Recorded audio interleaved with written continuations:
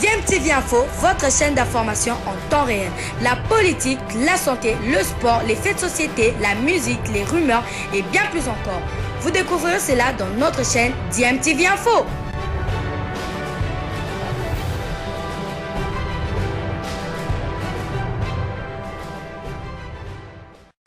Vous êtes sur DMTV, bonjour ou bonsoir, tout dépend de l'heure à laquelle vous nous suivez.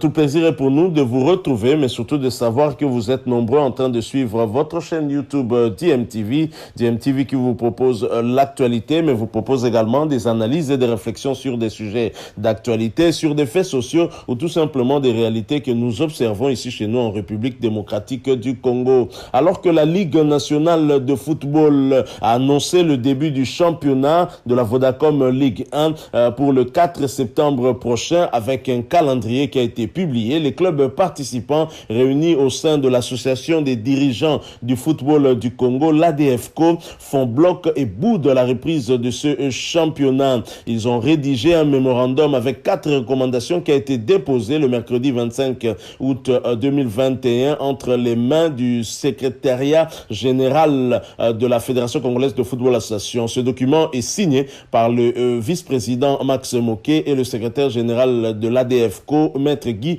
Mafuta Akabongo. Que réclame cette association? 1. Le remplacement de la commission de gestion de la temporaire de la Linafoot arrivée fin mandat par un retour à la légalité, se conformant bien évidemment au statut de la Fédération congolaise de football association, et les dirigeants et responsables des clubs présents dans cette réunion ayant constaté sans débat aucun la fin du mandat de la commission de gestion du championnat national Vodacom Ligue 1 et Ligue 2 nommée par la Fédération congolaise de football association depuis plus de 4 saisons, sans élection des membres de du comité de gestion, ont résolu d'exiger la tenue de ces élections conformément aux dispositions de l'article 48.A, B et P des statuts de la Fédération congolaise de football association avant toute reprise du championnat. Toutefois, en cas de tergiversation dans l'organisation de ces élections conformément au texte ci-haut évoqué, les clubs se réservent le droit de saisir les instances du football à tous les niveaux. Tout retard du début de ce championnat et de remous social dû au refus de la tenue de ces élections incombera à la Fédération congolaise de football association qui en est prévenue. 2. De la problématique de la réforme des textes réglementaires relative à la gestion du football en République démocratique du Congo. Les dirigeants et responsables des clubs présents ont salué l'initiative de la Fédération congolaise de football association à révisiter les textes régissant le football, en particulier le statut, les nouveaux textes devant tenir compte d'une part de la loi sportive, des réalités de notre pays et spécificités de notre championnat et d'autre part de leur conformité non équivoque aux lois de la FIFA. Les clubs expriment également la volonté de voir un effectif non négligeable des membres de l'ADFCO, qui est une association des clubs actifs au championnat national et légalement reconnue, d'intégrer la commission mise en place pour préparer les dites réformes afin de les rendre plus proches de la réalité sportive avant affichage de toute publicité à l'ère de jeu. 3. Du contrat de sponsoring entre la société Vodacom et le championnat national Vodacom Ligue 1 et 2. Les clubs encouragent la poursuite du partenariat Vodacom Ligue 1 et 2, mais ont cependant recommandé que pour la saison 2021-2022, qu'une quotité soit également réservée aux clubs producteurs du spectacle. 4. De la problématique des mouvements des clubs pour les montées et descentes en Ligue 1 et Ligue 2. Tenant compte des difficultés qu'ils ont rencontrées, les dirigeants et responsables des clubs présents ont réaffirmé la volonté de voir la Fédération congolaise de football association faire respecter sans tergiversation aucune des dispositions du règlement en matière des montées et descentes dans les Ligues 1 et 2 selon les cas. Il faut noter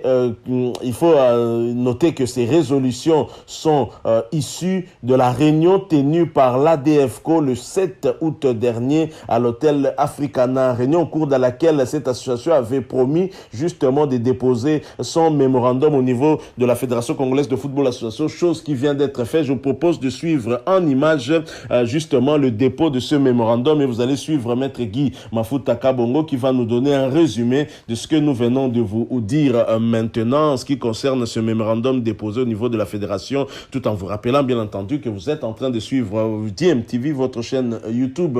Si vous n'êtes pas encore abonné, n'hésitez pas, abonnez-vous et n'oubliez pas d'activer la notification en cliquant tout simplement sur cette petite cloche que vous verrez apparaître dès que vous serez abonné. Encore une fois, merci. Nous espérons que cette image va vous faire plaisir. À tout de suite.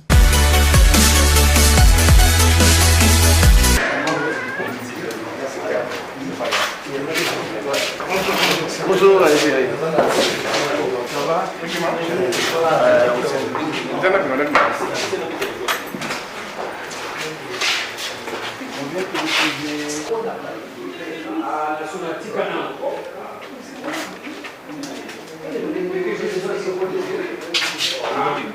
Merci.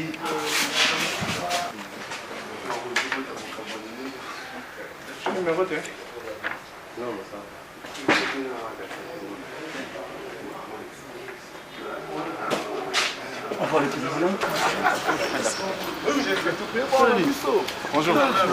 Et là, nous sommes venus au nom de tous les clubs signataires, tous les clubs membres de la DEFCO, déposer le dit texte ou le mémo qui au fait contient les résolutions que nous, responsables et dirigeants des clubs, avions arrêtées avant la reprise de ce championnat.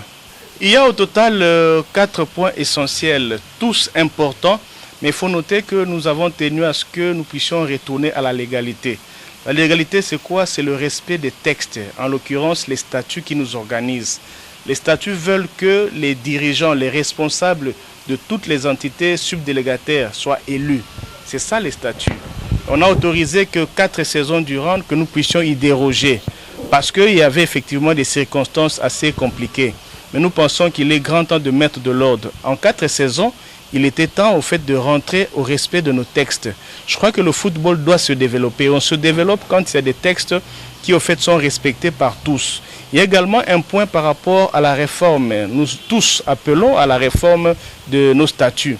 Et là, nous avons voulu que nous, les responsables, les dirigeants des clubs, qui au fait gérons au quotidien les athlètes et même prenons part à ces championnats, qui connaissions les vrais problèmes des clubs, que nous puissions prendre part à cette commission de manière efficiente, que nous puissions en fait y prendre part de manière assez consistante pour apporter l'expertise que nous avons. L'expertise, c'est quoi? C'est nous, au fait, qui souffrons avec les clubs. C'est nous qui connaissons les vraies réalités des clubs. C'est pourquoi nous avons tenu à ce que dans cette commission de réforme, que nous puissions y prendre part de manière assez importante aussi. Le préalable le plus important, c'est qu'il y ait cette organisation des élections.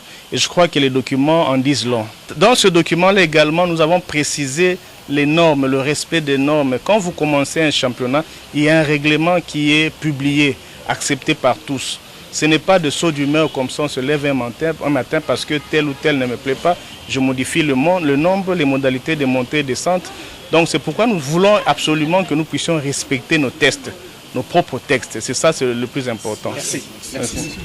Merci.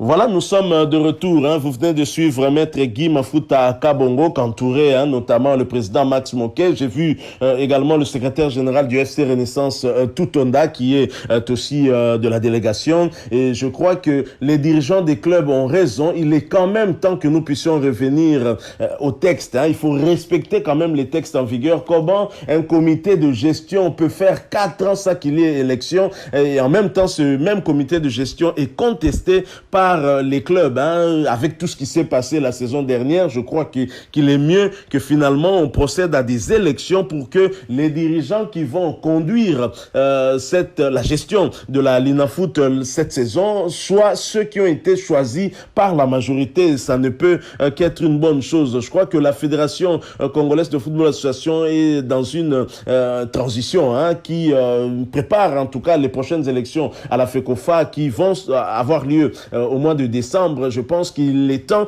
pour l'intérimaire qui est à la tête de cette fédération, le président Donatien Chimanga, de faire en sorte que nous puissions revenir dans la légalité en respectant les textes. On a toujours eu un problème ici au pays, c'est le respect, l'application des textes qui pose problème. Et il est temps qu'on puisse poser des bases pour et qu'on parte sur les bons pieds. Je pense que ce sera à bien. Je suis tout à fait d'accord avec les différents points soulevés par ces dirigeants des clubs dans leur mémorandum. Je pense que conditionner la reprise du championnat par ces élections, c'est tout à fait normal aussi. Il ne faut pas perdre du temps. Je ne pense pas que pour organiser ces élections-là, ça va demander extrêmement de temps. Je pense que la fédération savait qu'il fallait passer par là, mais pourquoi imposer encore ce même comité qui est du reste contesté et pour continuer à poursuivre? Je crois que les clubs, en tout cas, sont pratiquement unanimes à l'idée de voir les élections être organisées, que ceux qui auront le mandat de conduire ce championnat soient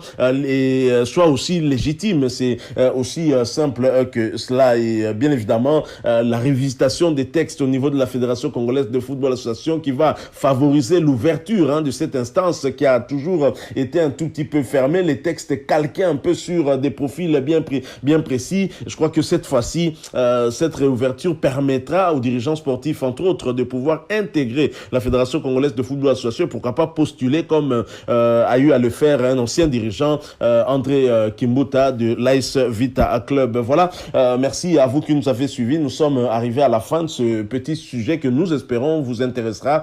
Si c'est le cas, en tout cas, n'hésitez pas à nous à le montrer, en nous laissant un maximum de j'aime, mais surtout partagez avec nous aussi votre point de vue, votre opinion, en nous la laissant à travers un commentaire. Merci de vous abonner à cette chaîne si vous êtes nouveau ou ancien mais que vous ne vous êtes pas encore abonné. N'hésitez pas en tout cas à activer la notification en cliquant tout simplement sur la petite cloche qui apparaîtra dès que vous serez abonné, parce qu'elle vous permettra de ne plus rien manquer des prochaines vidéos que nous allons vous proposer. Encore une fois, merci à vous. Nous espérons vous retrouver bientôt avec un autre sujet d'actualité. En attendant, portez-vous bien et DMTV vous dit au revoir.